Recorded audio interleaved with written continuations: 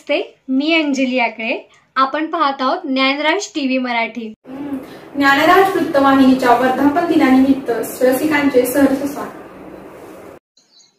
सातारा जिल्ह्यात कोरोनाबाधितांची संख्या दिवसेंदिवस वाढत चाललेली आहे.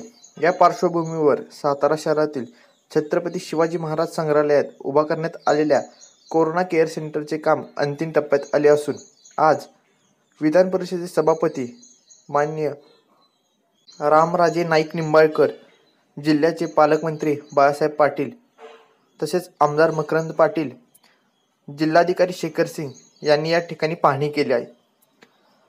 कोविड सेंटरचे काम लवकरच पूर्ण झाल्यास शुक्रवार दिनांक 9 रोजी या कोरोना केअर सेंटर हॉस्पिटलचे उद्घाटन करण्यात येणार आहे.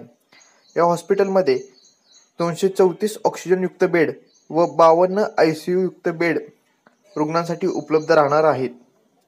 यासाठी सर्वसाधारण एकूण खर्च 13,99,00,000 व 32,000 एवढा खर्च करण्यात आल्याची माहिती जिल्ह्याचे पालकमंत्री बाळासाहेब पाटील यांनी दिलेली आहे.